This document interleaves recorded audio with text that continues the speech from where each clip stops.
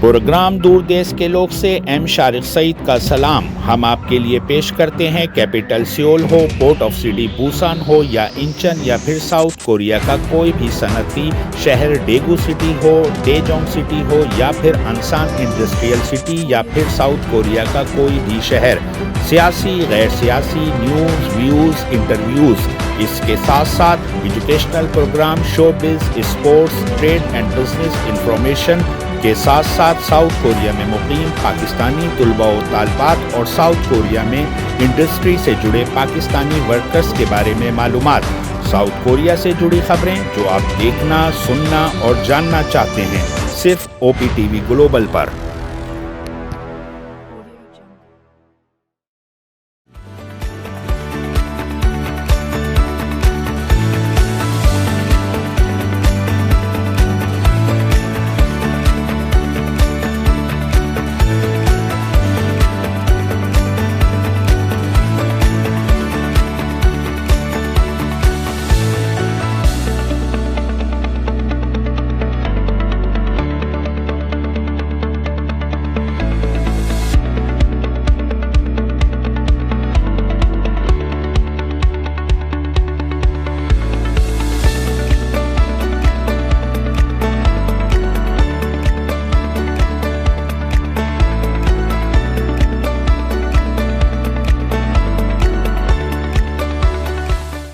ناظرین اکرام, south Korea سے M Shariq سعید کا دور دیش پروگرام سے سلام.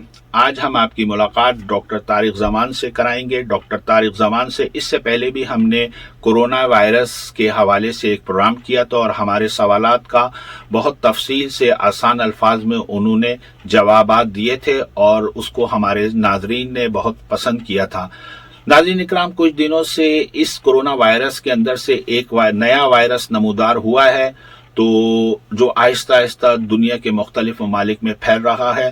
تو ہم نے بہتر یہی سمجھا کیوں نہ ڈاکٹر طارق زمان سے ایک دفعہ دوبارہ رابطہ کیا جائے اور ان کی نوازش کہ انہوں نے اپنی قیمتی وقت میں سے ہمیں ٹائم دیا کچھ, اور ہمارے کچھ سوالات تھے ہمارے ذہن میں, تو ہم چاہیں گے کہ جناب ڈائریکٹلی ہم ان سے بات کریں اور ان کے جوابات آپ تک پہنچائیں. ناظرین اکرام, ڈاکٹر طارق زمان سے گفتگو کرنے سے پہلے تھوڑا سا میں ان کا تعارف کراتا چلوں. ڈاکٹر طارق زمان پاکستانی کینیڈین سائنٹسٹ ہیں جنہیں پاکستان, ساؤتھ کوریا, کینیڈا اور یو ایس اے میں ڈی این اے سے ریلیٹڈ بیماریوں میں تحقیق کا وسیع تجربہ ہے.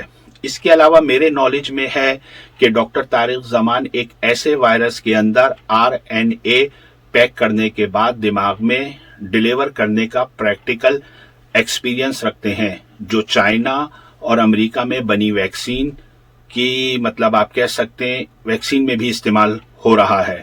ہم اس پہ بھی بات کریں گے جو ان کا اپنا تجربہ ہے آر این اے پر, لیکن اس سے پہلے میں جاننا چاہوں گا کہ ایک اور نئی حقیقی خطرے کے بارے میں جو حالیہ دنوں میں رپورٹ ہوا ہے, جس کی بازگشت آپ سب کو پتہ ہے برطانیہ سمیت باقی دنیا میں بھی ہے, جس کی وجہ سے برطانیہ سے باقی دنیا کی آمد و رفت اس وقت مکمل بند ہو گئی ہے. تو اس بارے میں بھی ہم پہلے ان سے یہی پوچھیں گے, پھر اس کے بعد ہمارے سوالات, ان سے کچھ سوالات ہوں گے.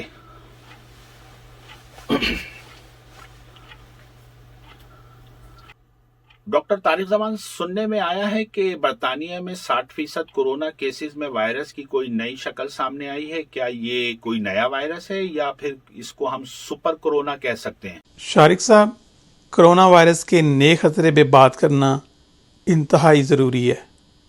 پبلک اویئرنیس, اسپیشلی جس سے ہم انسانی جانیں بچا سکیں, وقت کی ضرورت ہے.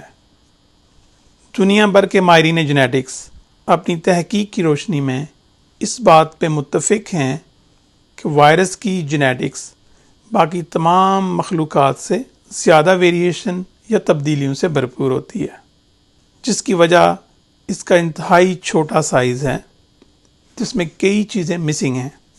مثلاً جینیٹک میٹیریل کو کاپی کرتے وقت اس میں پروف ریڈنگ یہ ایک ایسا فیچر ہے جو وائرس میں نہ ہونے سے آئے روز اس میں تبدیلیاں رونما ہوتی ہیں. اسی وجہ سے اب تک کئی وائرس کے ویریئنٹس سامنے آ چکے ہیں.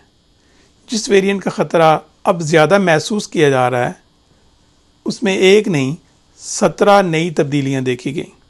17 میں سے 14 پروٹین لیول پہ ہیں جس کی بنیاد پہ آپ اسے سپر کرونا ویریئنٹ کہہ سکتے ہیں، نیا وائرس نہیں. جو بات تحقیق شدہ ہے وہ یہ کہ یہ ویریئنٹ یا نیا ورژن زیادہ کنٹیجیس ہے، جس کا مطلب ٹرانسمیشن کو 70% زیادہ کر دیتا ہے.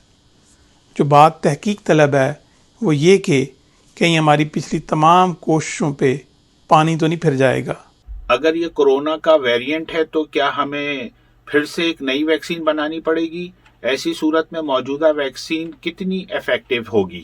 اتنے بڑے پیمانے پہ تبدیلی ماہرین اور پالیسی میکرز کو ایک نئے امتحان میں ڈالے ہوئے ہے کہ کہیں ہمیں ویکسین کو ری پروگرام نہ کرنا پڑ جائے. ابھی تک کوئی ایسا ایویڈنس نہیں کہ موجودہ ویکسین بے اثر ہو جائے گی.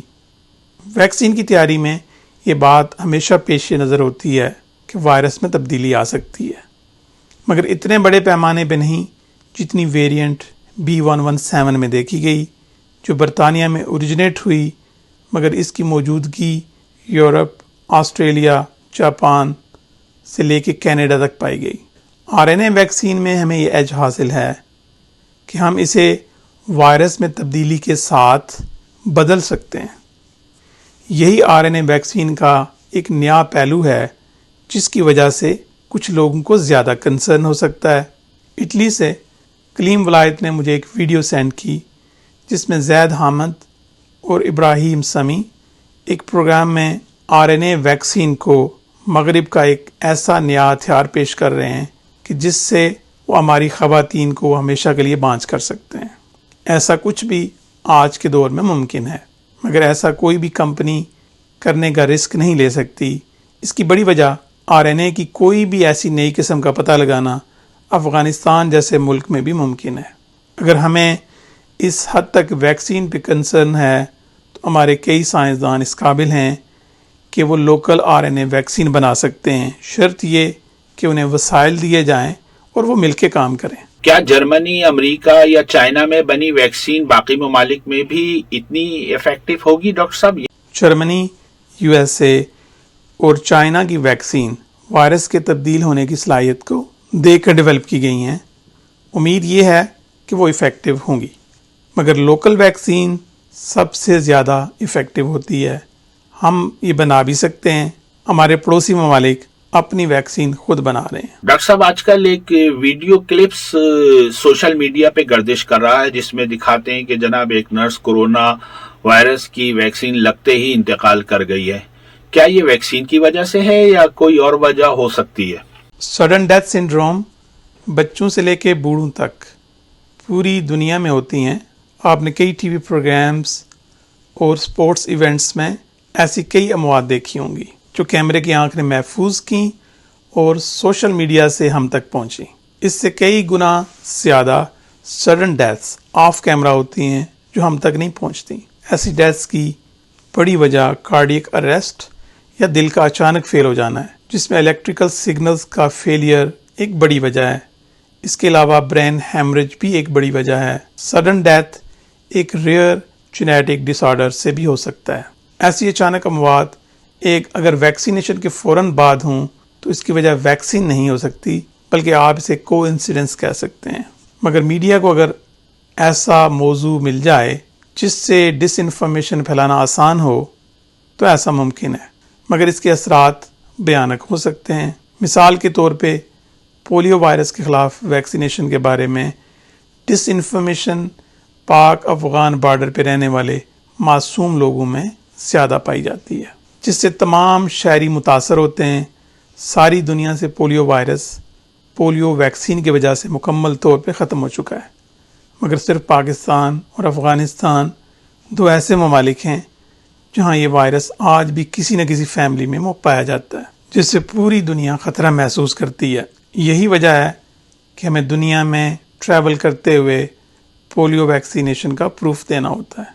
انڈونیشیا، ملیشیا میں ویکسین کے حلال ہونے پر کنسرن ہے. کیا یہ کنسرن جینون ہے؟ ویکسین میں ایسا کیا استعمال ہوتا ہے کہ جو اسے متنازع بنا سکتا ہے؟ مسلم ممالک میں حلال و حرام کی تمیز کافی نمایاں ہے۔ فائزر نے جو RNA ویکسین ڈیولپ کی ہے وہ لپڈ نینو پارٹیکلز میں ریپ کر کے ڈیلیور کی جاتی ہے۔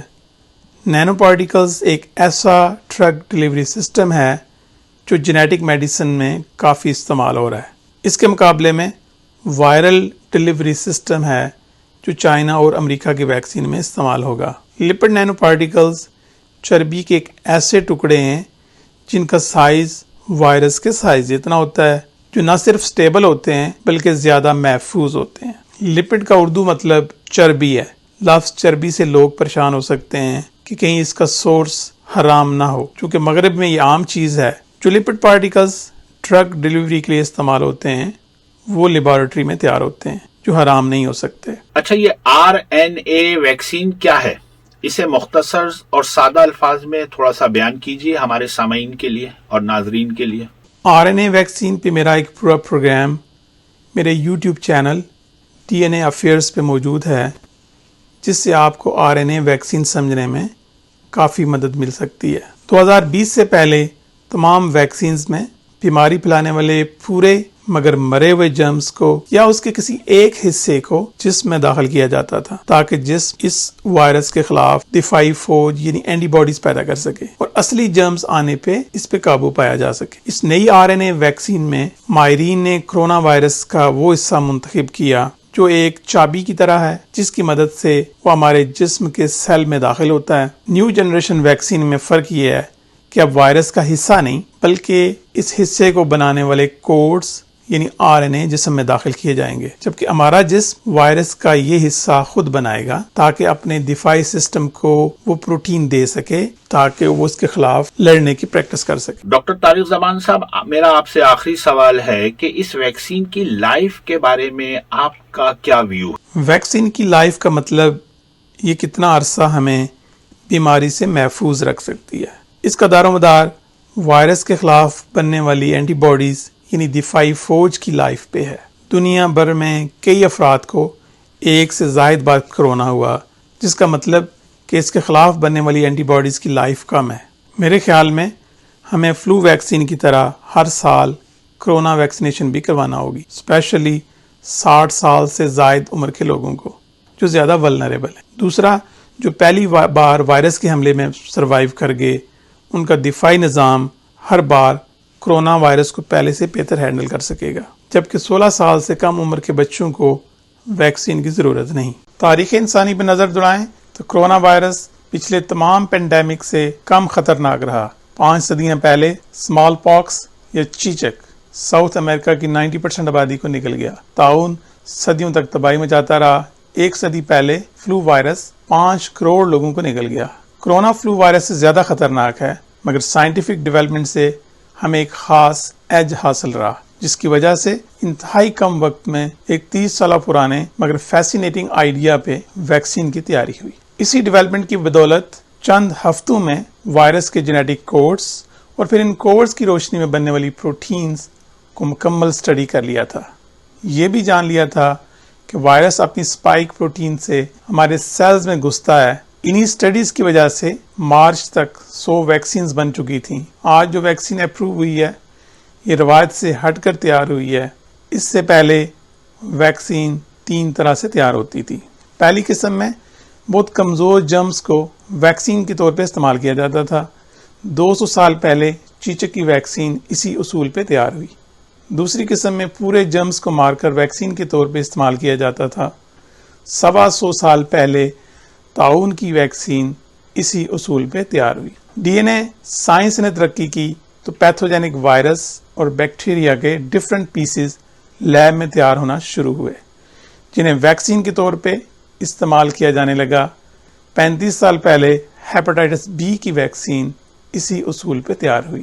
فائزر کی کرونا ویکسین ایک RNA ویکسین ہے جس میں وائرس کی سگنیچر پروٹین یعنی اسپائک پروٹین کسی لیب میں نہیں بلکہ ہمارے سیلز کے اندر پروٹین بنانے والی لیب میں تیار ہوں گی۔ اگر صرف وائرس کی اسپائک پروٹین کا RNA جسم میں داخل کریں تو پورا وائرس نہیں بلکہ اسپائک پروٹین ہی بنے گی۔ اس قدرتی لیب سے ہمارے سیلز میں 20,000 قسم کی پروٹینز اربوں خربوں بار بنتی ہیں۔ مائکروسکوپ سے دیکھیں تو سیلز کے اندر ایک قلعہ نما چیز ہے جس میں سارا ڈی این اے پیک ہوتا ہے۔ اسی ڈی این اے میں ہماری زندگی کو درکار 20,000 پروٹینز کی معلومات محفوظ ہوتی ہیں۔ یہ ڈی این اے معلومات اتنی محفوظ ہوتی ہیں کہ قلعے سے باہر نہیں نکلتی، بلکہ آر این اے کی شکل میں پروٹین بنانے والی مشینری تک ڈلیور ہوتی ہیں اور پھر کام مکمل ہونے کے بعد تباہ بھی ہو جاتی ہیں۔ فائزر نے اسی قدرتی لیب تک وائرس کی اسپائک پروٹین کا R N A nano particles میں لپیٹ کر سیلز میں داخل کرنے کا فارمولہ دیا، جو سیلز میں پہنچ کر وائرس کی اسپائک پروٹین بنائے گا، جس کو انٹیلیجنس سسٹم بیرونی حملہ رپورٹ کرے گا، جس کے جواب میں ڈیفنس سسٹم اینٹی باڈیز کی شکل میں ایک نئی دفاعی فوج تیار کرے گا جو اصلی وائرس کو جسم میں داخل ہوتے ہی اسپائک پروٹین سے پکڑ لے گی اور پھر ڈیفنس سسٹم کے کلر سیلز پھنسے ہوئے وائرس پہ حملہ کر دیں گے۔ جہاں یہ ایک فیسینیٹنگ ڈیولپمنٹ ہے، وہیں ایک نیا سوال کھڑا ہو سکتا ہے، کیا وائرس کے جینیٹک کوڈز ہمارے جینیٹک کوڈز میں کوئی آلٹریشن تو نہیں کر دیں گے؟ ہمیں پینک ہونے کی ضرورت نہیں، کیونکہ ایک تو R N A D N A میں کوئی رد و بدل نہیں کر سکتا، دوسرا یہ پروٹین بنانے کے بعد یہ تباہ ہو جاتا ہے۔ جس ویکسین کا ہم انتظار کر رہے ہیں وہ بھی ایک آر این اے ویکسین ہے جو ایڈینو وائرس سے ڈلیور ہوگی۔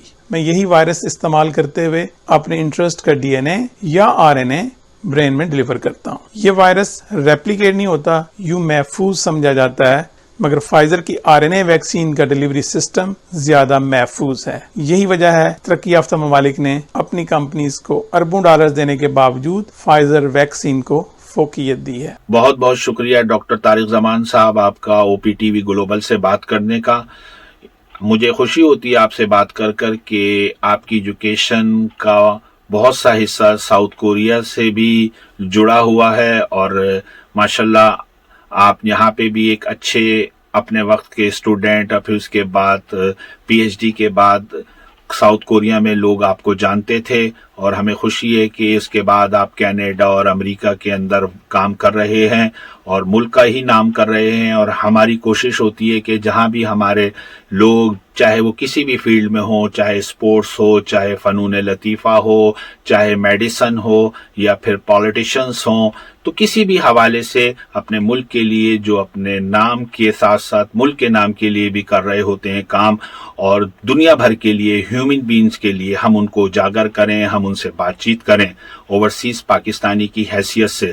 تو ڈاکٹر صاحب اللہ آپ کو اس میں کامیابی عطا فرمائے، اور آپ جس طرح محنت کر رہے ہیں اور آگے گاہے بگاہے دنیا کے اندر اپنی ریسرچ کو مطلب مستفید ہو رہے ہیں لوگ آپ کی ریسرچ سے، تو ہم چاہیں گے کہ جناب مستقبل میں بھی آپ ہم سے رابطے میں رہیں، اور ہمیں آپ کی مصروفیات اور آپ کے کام کے بارے میں لوگوں کو بتانے میں مطلب فخر محسوس ہو، جہاں بھی ہماری اردو بولنے والے یا اردو کو سمجھنے اور سننے والے لوگ ہیں۔ ایک بار اور آپ کا دل کی گہرائیوں سے بہت بہت شکریہ۔ السلام علیکم۔